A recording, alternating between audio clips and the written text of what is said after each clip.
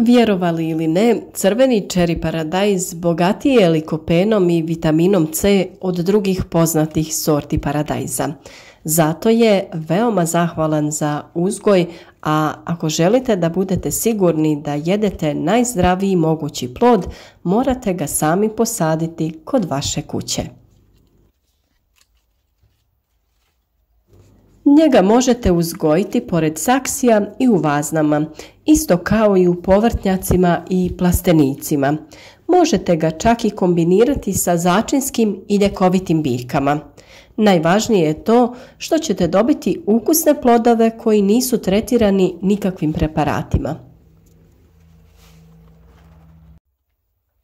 Većina vrsta čeri paradajza rađa u bogatim grozdovima.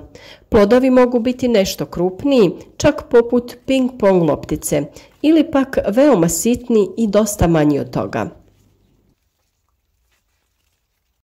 Ali najčešće je on veličine nešto krupnije trešnje.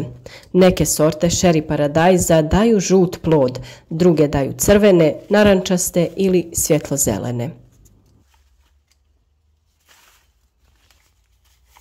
A što se tiče ukusa, on može biti različit, od blago kiselkastog do intenzivnijeg slatkog. Zavisno od sorte, čeri paradajz može biti visok od 10 cm do 100 cm, pa čak i više. Ima onih kojima treba potpora, ali i onih koji imaju formu žbuna i jaku stabljiku, te im nije potrebna. Zato dobro pročitajte deklaraciju i opis osobina sorte prije nego što kupite sjeme. A morate imati na umu i sljedeće. Neke vrste i hibridi čeri paradajza u jednom kraćem periodu donesu kompletan rod, dok druge sorte rađaju i iznova cvjetaju dok god im vrijeme to omogućava. Dobro se informišite o svim ovim detaljima prije nego što se upustite u uzgoj čeri paradajza u saksiji ili plasteniku. Svako saznanje će vam itekako dobro doći. S obzirom da je uzgoj jednak kao i običnog paradajza, sve informacije možete potražiti već na našem kanalu u obliku video savjeta, ali ipak ćemo vam dati neke detalje. Prije sjetve sjeme čeri paradajza možete naklijeti, to je staviti u neke maramice koje ste prethodno malo namočili vodom kako bi one pustile klice. Nakon čega se polažu u vlažno zemljište, prekrijete slojem zemlje i ponovno zalijete. Ako sijete direktno u zemlju, dubina drvenog sanduka ili neke saksije u koju ćete saditi treba da bude barem 50 cm. Najčešće se sade 1 do 2 biljke na idealnom razmaku od oko 25 cm. Sjeme se u kućnim uslovima može sijeti u februaru. Na terasu ili balkon čeri paradajz se iznosi tek kada prođu opasnosti od onih kasnih mrazeva, a to je period od kraja aprila ili početak maja. Potrebno je obaviti i proces privikavanja, što znači prije nego što je ostavite na polju. Biljku nekoliko dana stavljajte prvo u sjenu, pa onda postepeno na sunce, a uveče je unosite u kuću. Poslije nekoliko dana privikavanja možete je ostaviti na polju i preko noći. Čeri paradajz vrlo je otporan i ne traži neku posebnu njegu, ali potrebni su mu svjetlo, toplota, redovno zalijevanje i prihranjivanje. Dobro raste čak i na siromašnijem tlu, a odgovara mu i svaka zemlja za cvijeće. Što se tiče prihrane, s njom treba početi kada biljka razvije 4 do 5 listova ili kad stablo naraste 10 cm, da bi dao što bolji rod. Kad god zalijevate paradajz, s time razblažujete i hranjive materije iz zemlje. Zato bi bilo najbolje pridodati neko prirodno hranjivo sredstvo ili svježu zemlju jednom mjesečno. Ono što ne smijete zaboraviti jeste da se cherry paradajz oprašuje putem insekata, pa ukoliko živite na nekim višim spratovima, u vrijeme cvjetanja je potrebno nekoliko puta dnevno blago preći rukom i prodrmati biljku ili ih malo protresite da bi polen prešao na tučak, a zalijevanje obavljajte predveče. Ukoliko cherry paradajz uzgajate u nekim sanducima ili vaznama, kako ćete znati kada je vrijeme da ga zalijete? Jednostavan test je taj da stavite prst u zemlju. Ako su prva 2 cm zemlje suha, vrijeme je za zalijevanje. Kad biljka počne rasti, zabodite u nju drveni štap i zavežite joj grane.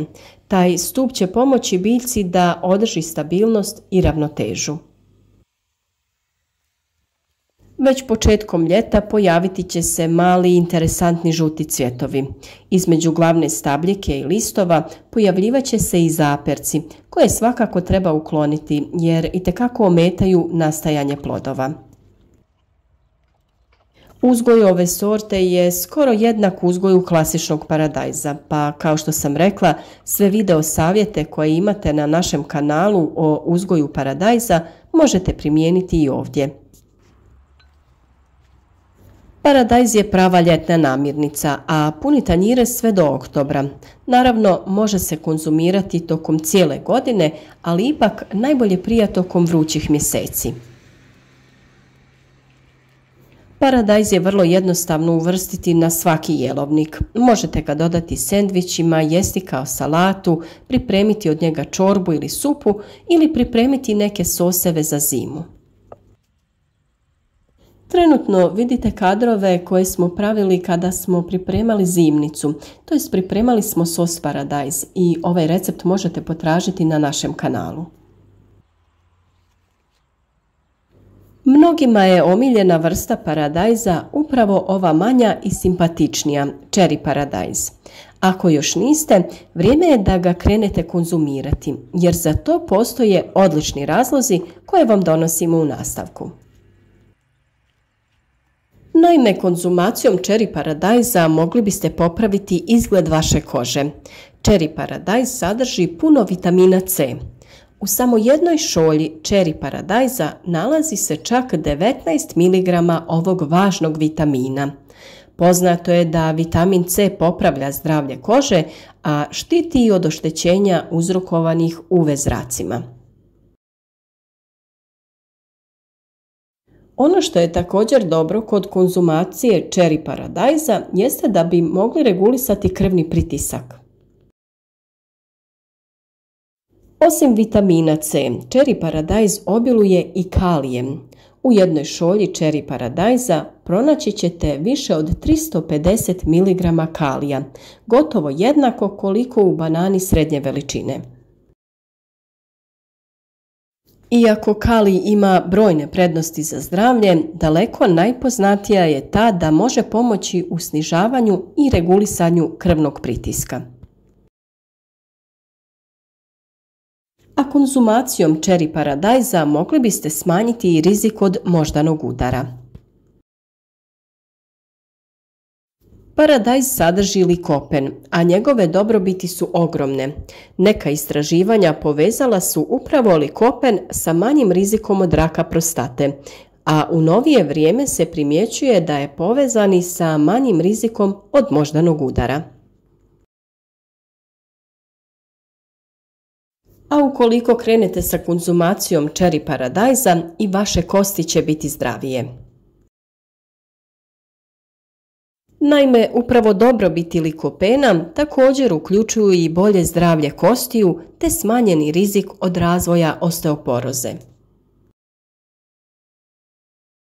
Znači, dobrobiti su nevjerovatne, a uzgoj više nego jednostavan. Rezultat je zdravlje, zadovoljstvo i šarolik jelovnik. Ako kombiniramo njegov niskokalorični unos sa velikom svestranošću, okusom i svojstvima, ne čudi što se uzima u obzir izvrsna opcija za dijete za mršavljenje, kao i za pripremu svih vrsta ukusnih i zdravih jela. I za kraj jedna zanimljivost. Naime, Britanska nacionalna zdravstvena služba preporučuje unos jednog srednjeg paradajza pri svakom obroku ili 7 čeri paradajza. Potpuno je sigurno jesti porciju paradajza svaki dan, a kao dodatan bonus one imaju malo kalorija i visok udio vode.